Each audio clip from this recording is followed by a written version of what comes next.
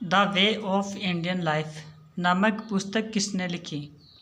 गायत्री देवी ने, सिस्टर निवेदिता ने, Valentine Cyril या लाला लाजपत राय ने?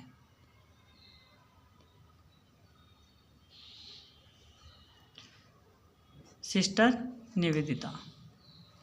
कालीबंगा सभ्यता है ताम्र युगीन, लोह युगीन, कांस्य युगीन या पाषाण युगीन?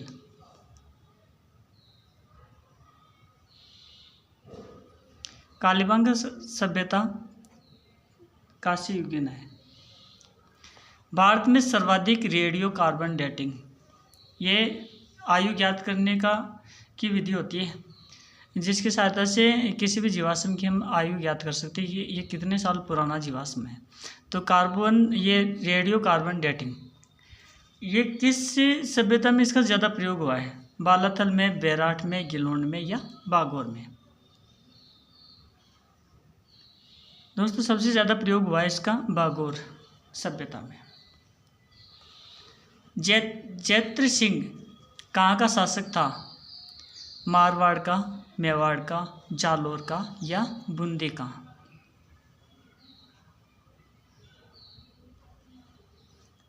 जैत्र सिंह था मेवाड़ का। मान सिंह को बिहार का सूबेदार कब नियुक्त किया? बिहार का सूबेदार। मान सिंह को बिहार का सूबेदार कब नियुक्त किया गया? 1581 में, 1509 में, 1587 में या 1578 में?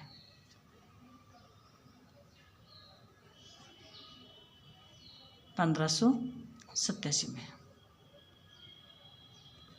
अगला क्वेश्चन देखिए, झीड़ा क्या है? कृषि उपकरण, संगीत वाद्य यंत्र, काव्य पद्धति या विवाह पद्धति? झीड़ा क्या होता है? काव्य पद्धति होती है जिसको झीड़ा कहा जाता है। दोस्तों जैसलमेर गजल किसकी रचना है? तेज कवि की, माधवदान की, सागरमल गोपा की या मेहता अजीत सिंह की? किसकी है?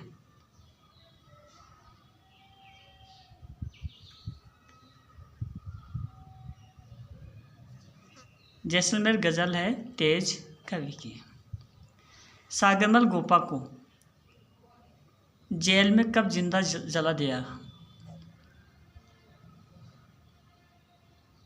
दोस्तों सागरमल गोपा को 3 अप्रैल 1946 को जेल में जला दिया गया था जिंदा, और 4 अप्रैल को इनकी क्या हो जाती है? मृत्यु हो जाती है।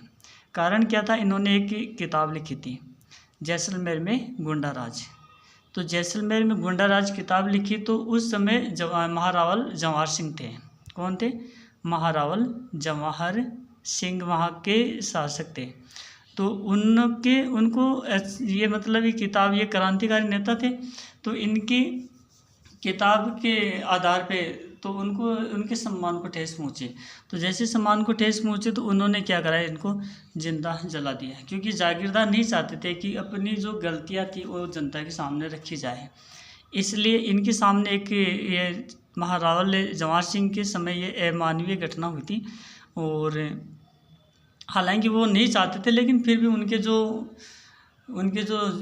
साथ थे, उनके जो दरबार में व्यक्ति थे, उन्होंने ये इस घटना को अंजाम दे दिया। तो ये 3 अप्रैल 1946 को हुआ था, जिसका पूरे देश के अंदर ये विरोध हुआ था। उस समय हमारे देश को आज़ादी मिलने वाली थी, लेकिन उसी समय पर ये घटना घटित हो गई थी। तो जैसलमेर की जो जेल थी वहाँ पर हुई थी, और उस समय महारावल जवाहर सिंह थे वहाँ के शासक है। ठीक है, और 4 अप्रैल को इनकी क्या हो जाती है? मृत्यु हो जाती है। अगला प्रश्न देखते हैं, भरतपुर प्रजामंडल की स्थापना कब की गई?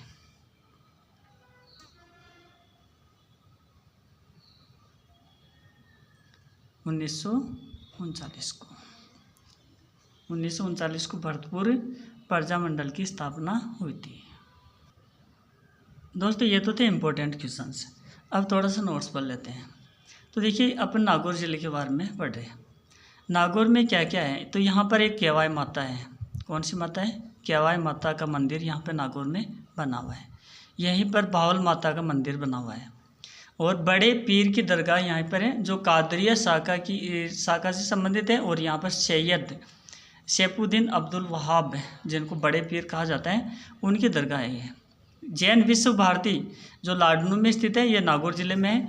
और इनकी स्थापना 1971 में हुई थी और आचार्य श्री तुलसी ने इसकी स्थापना की थी। और यहीं पर शाहनामा मस्जिद है, नागौर में है। शाहनामा मस्जिद कहाँ पर है? नागौर में। झोरड़ा, ये बाबा हरिराम की जन्मस्थली यहाँ पर मानी जाती है, नागौर जिले में है। खींवसर का किला है, जिसको अब हेरिटेज होटल बना दिया गया है। और औरंगजेब यहाँ पर ठहरा था। यहीं पर एक झंडा तालाब है नागौर जिले में। बंसीवाले का मंदिर, जिसको मुरलीधर मंदिर भी कहा जाता है, नागौर में है। अमर सिंह राठौड़ की छतरी है यहाँ पर, जो 16 खंभों की है। कितने खंभों की है? 16 खंभों की है दोस्तों। यहीं पर खड़नाल है, जो तेजाजी की जन्मस्थली है।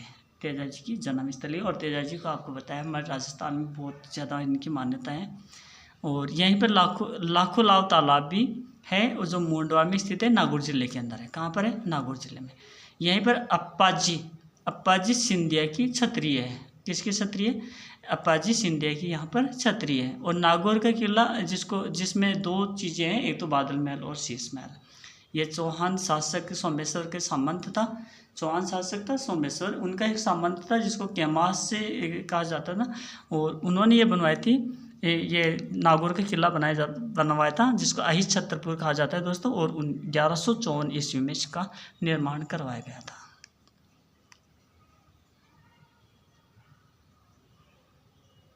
तो ये थे नागौर ज़िले के बारे में जो इम्पोर्टेंट, ज़्यादातर जैसे इसमें इम्पोर्टेंट चीज़ें कौन सी, जैसे लाखों लाव तालाब है, शाहनामा मस्जिद है, झोरड़ा क्या है, बाबा हरिराम की जन्मस्थली है। काफ़ी इंपॉर्टेंट क्वेश्चन है यहाँ पर।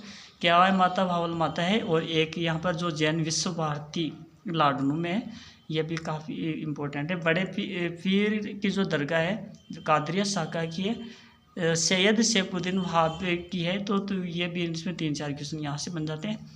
तो काफ़ी इंपॉर्टेंट क्वेश्चन है, वो सारे ये से बनने वाले हैं। इनसे अलावा और तो क्या पूछेगा एग्जाम में, ठीक है। तो इनमें ही कंफ्यूज हो जाते हैं दोस्तों। सीधे क्वेश्चन आते हैं एग्जाम में, ज़्यादा हार्डली क्वेश्चन नहीं आते हैं।